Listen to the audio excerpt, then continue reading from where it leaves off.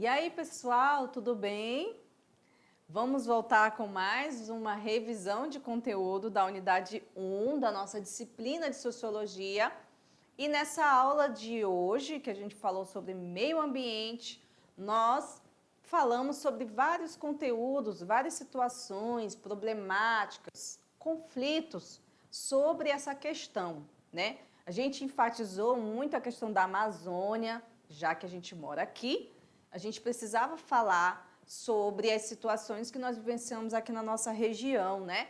Muitos conflitos, questões ambientais, questões fundiárias, que é um lugar muito rico, a gente já sabe, né? A Amazônia é um lugar rico de vários recursos naturais, minério, diamante, madeira, e isso faz levantar alguns interesses de alguns agentes políticos ou agentes e outros agentes também que gostam de ganhar dinheiro, mas enfim, todo mundo gosta, né? Mas assim, a que preço a gente precisa tirar da natureza para que a gente possa obter essa riqueza? Essa é a questão, né? Bom, vamos aqui para a nossa tela para a gente ver quais foram os principais conteúdos da nossa aula, né? Onde nós falamos sobre sociedade e meio ambiente. Nós fazemos um relato sobre a questão do meio ambiente, sobre essas questões de desequilíbrios, mas também a gente trouxe para vocês as duas correntes de compreensão do que seria ideal para o meio ambiente. Nós temos a compreensão preservacionista, que quer dizer o quê? Que defende que qualquer interferência humana provoca danos ao meio ambiente, não é? E que ela deve ser restringida, ou seja, que a gente não possa interferir de maneira alguma no meio ambiente, ou seja, lugares devem ser intocáveis. Então, essa é uma compreensão que a gente chama de radical, porque não dá nenhuma opção de intervenção na natureza, certo? Nós temos também a compreensão conservacionista, que já é um pouco mais aberto, porque entende que há possibilidade de intervir na natureza, porém com o uso equilibrado, né, dos recursos naturais. E ter esse princípio de entender, de preservar, né, e de fazer uma gestão desses desperdícios. E também a ideia de compreender que nós, seres humanos, somos partes da natureza. Nós não estamos separados ou somos melhores que a natureza. E que se a gente tiver esse pensamento, a gente vai ter muito mais respeito com a natureza, muito mais cuidado, porque a gente precisa, sabendo que é parte de nós, que se a gente destruir a natureza, nós estamos também nos destruindo enquanto humanidade, a gente começa a ter um pensamento diferente, começa a respeitar mais a natureza, certo? Nós falamos também sobre o desenvolvimento sustentável, sobre a ideia de que a gente pode desenvolver uma sociedade mais responsável, pensando, né, no futuro das gerações e também pensando no nosso presente, tendo essa ideia de que a gente precisa conservar mais, precisa ter um uso mais racional dos recursos naturais, ok? E agora, pessoal, a gente vai para a atividade de sala. Vocês vão lá, ler as perguntas com calma, fazer uma reflexão. Se você tiver dúvida sobre o conteúdo, volta na nossa aula, que está lá no YouTube. Aliás, pessoal, deixa eu perguntar um negócio para vocês. Vocês estão inscritos no canal da Mediação Tecnológica? Não? Ah, não posso crer numa coisa dessa. Pessoal, vamos se inscrever no canal, gente. Lá vocês vão conseguir ter acesso a todas as aulas do conteúdo, todas.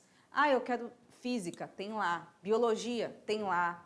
Sociologia, estou aqui, tem lá também. Então, todas as disciplinas estão lá no canal da mediação, todas organizadinhas, tá? Nós temos a nossa playlist, vocês podem utilizar qualquer horário, qualquer dia, tá lá disponível para vocês, não paga nada.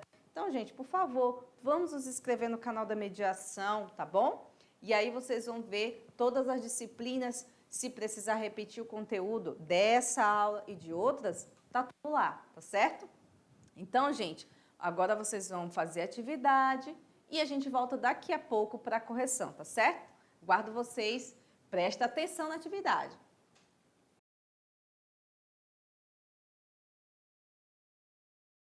E aí, alunos, como é que vocês estão? Voltamos aqui para a correção do nosso exercício de hoje, no qual nós falamos sobre as questões ambientais, sobre as linhas de pensamento teóricas, sobre alguns problemas do cotidiano que têm relação com as questões do meio ambiente. Nada mais propício, né, pessoal? Até porque nós estamos numa região aqui da Amazônia que há muitos conflitos ambientais, muitas questões em aberto e que a gente tem um pouco de dificuldade ainda de lidar com isso, tanto na questão legal como da própria legislação ambiental, que é um palco de conflitos, como também na própria questão prática e, por que não dizer, na própria educação. A gente tem ainda uma lacuna a ser preenchida com relação à questão ambiental e que, dentro dos nossos esforços aqui de pensar juntos, a gente pode tentar entender esse processo, né? Vamos aqui para a nossa correção do conteúdo, tirar as nossas dúvidas e também comentar um pouco mais sobre este tema. Bom, a gente começa com a questão 1, que é o seguinte, vamos prestar bem atenção no que ela está falando aqui, tá? Há uma corrente ambiental que defende que qualquer interferência humana provoca danos ao meio ambiente e, portanto, deve ser restringida ao máximo, propondo inclusive áreas de preservação intocáveis. Prestem bem atenção nisso aqui, ó, intocáveis. Qual seria essa corrente ambiental? Vamos às opções? Letra A, preservacionista. Letra B, conservacionista. Letra C, sustentável. Letra D, florestal. Ou letra E, isolamento. E aí, pessoal, essa linha de pensamento é uma linha que nós comentamos na nossa aula, que a gente chama de uma linha mais radical, né? Ou seja, que os princípios dela são mais radicais e que elas não querem essa linha, ela pensa que quanto mais o ser humano age na natureza, mais a gente destrói. Então a solução seria o contrário de tudo isso, ou seja, não interferir de forma alguma na natureza. Vamos ver aqui então qual dessas opções que a gente viu aí é a correta? Vamos lá? É a letra A, pessoal. Preservacionista. E aí, acertaram? Parabéns para quem acertou aí essa questão. Então, a corrente preservacionista é a corrente mais radical do pensamento ambiental, que é defendida por várias ONGs, né, vários movimentos sociais.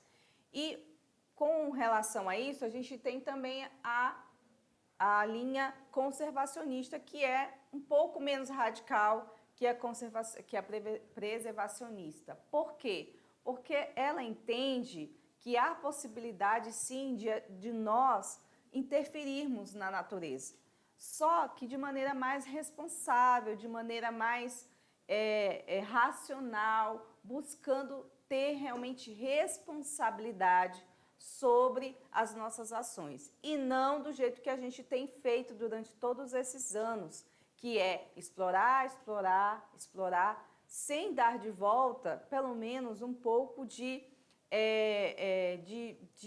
buscando pelo menos o equilíbrio. A gente está destruindo várias espécies de animais, solos, né, rios, e disso a gente não está tendo quase nenhum retorno.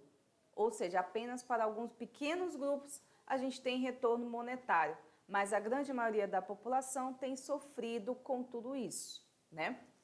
Muito bem, parabéns então para vocês que acertaram, é a letra A da questão 1, certo? Vamos para 2? Questão 2 é a questão de Enem, né? Vamos lá, vamos ler juntos. Segundo a Conferência de Quioto, os países centrais industrializados responsáveis históricos pela população, pela poluição, deveriam alcançar a meta de redução de 5,2% do total de emissões, segundo níveis de 1990. O nó da questão é o enorme custo desse processo, demandando mudanças radicais nas indústrias para que se adaptem rapidamente aos limites de emissão estabelecidos e adotem tecnologias energéticas limpas. A comercialização internacional de créditos de sequestro ou redução de gases causadores do efeito estufa foi a solução encontrada para reduzir o custo global do processo. Países ou empresas que conseguirem reduzir as emissões abaixo de suas metas poderão vender este crédito para outro país ou empresa que não consiga. Agora vamos à questão, né, pessoal? As posições contrárias à estratégia de compensação presente no texto relacionam-se com a ideia de que ela promove, vamos lá, as opções. Letra A, ela promove a retração nos atuais níveis de consumo. Ela promove o surgimento de conflitos de caráter diplomático. Ela promove diminuição dos lucros na produção de energia. Ela promove desigualdade na distribuição do impacto ecológico ou ela promove o descréscimo dos índices de desenvolvimento econômico.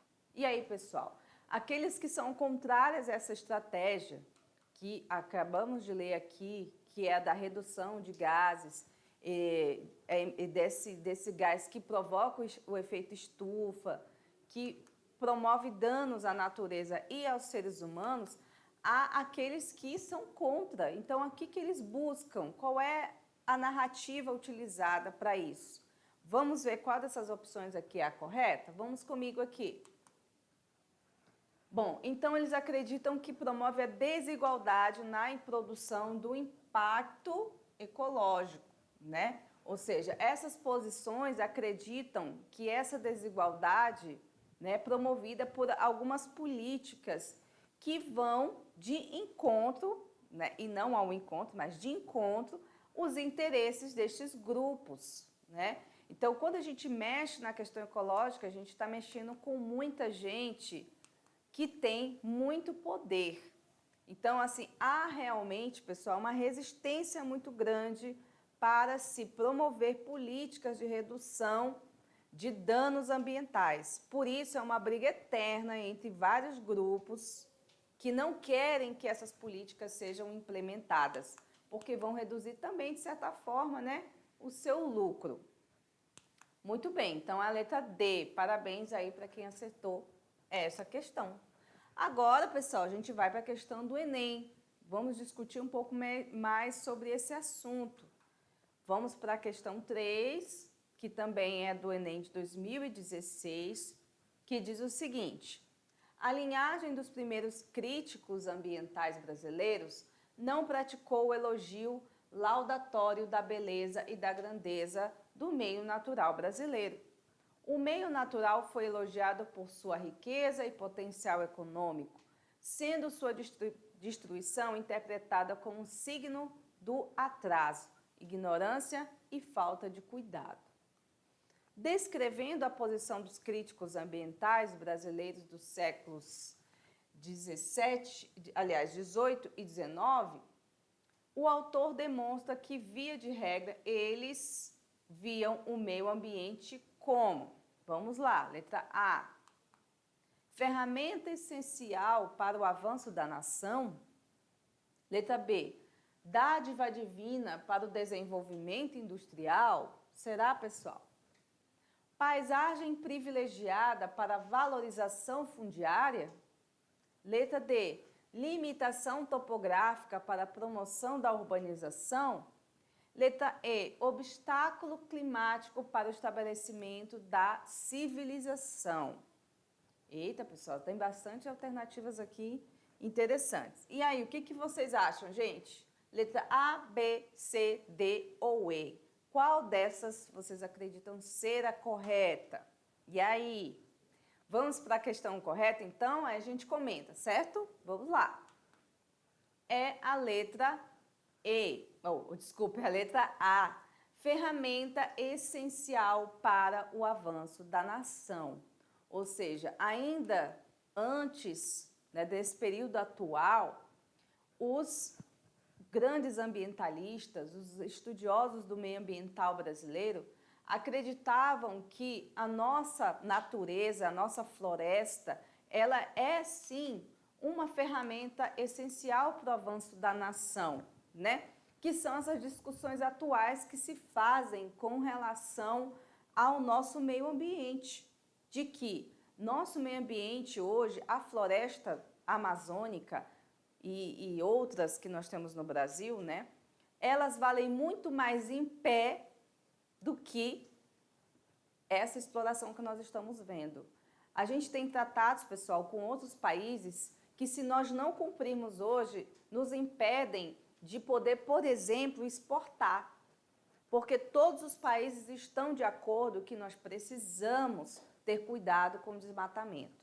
Se o Brasil não cumpre esses tratados, toda a parte de exportação que nós temos e que sustenta o nosso PIB de uma certa forma, que é o agronegócio, vai ser prejudicada, porque se não cumprir isso, nós deixamos de poder vender os nossos produtos.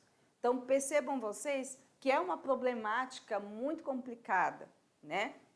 A nossa floresta deve ser preservada não só pela questão monetária, mas também pela questão de vida, porque sem vida a gente não consegue plantar, não vai conseguir fazer mais nada. Então, são duas questões aí. Nós temos que medir os interesses econômicos, que o Brasil realmente precisa.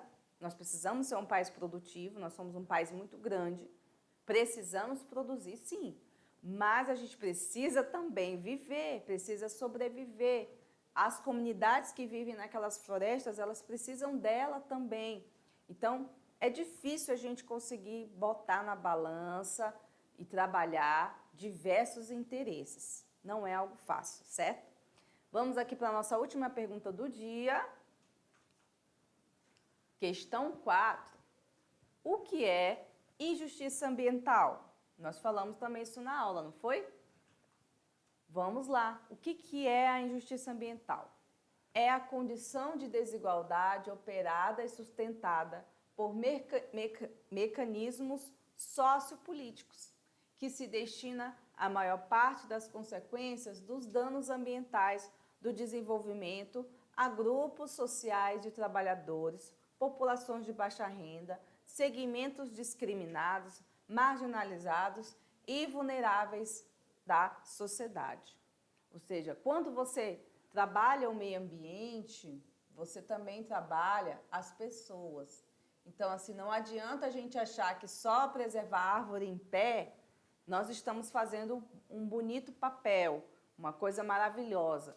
Mas a gente precisa pensar nas populações que vivem da terra, que vivem da água, né? Nós temos aqui na nossa região vários trabalhadores, né, da agricultura. Nós temos várias pessoas que moram, os ribeirinhos, que moram à margem dos rios, do nosso rio, e que precisam dele para viver. Então, quando a gente fala de ambiente, meio ambiente ou injustiças, a gente está falando também dessas populações que são marginalizadas, que deixam de receber a cidadania por uma série de ações erradas, né? Então, nisso a gente precisa tomar bastante cuidado. Quando a gente vai defender alguma causa, quando a gente vai se posicionar em determinados assuntos sem conhecer. Nós aqui atendemos alunos de todos os lugares do nosso estado, né? Etnias indígenas nos assistem aqui, várias delas. Eu queria até aproveitar e mandar um abraço, um beijo para vocês, né? E dizer que nós temos orgulho dessa diversidade que nós temos no estado de Rondônia. E nós reconhecemos as dificuldades que vocês estão passando aí também. Sabemos que não é fácil estudar, né, nessa diversidade de desafios que nós enfrentamos de todas as ordens.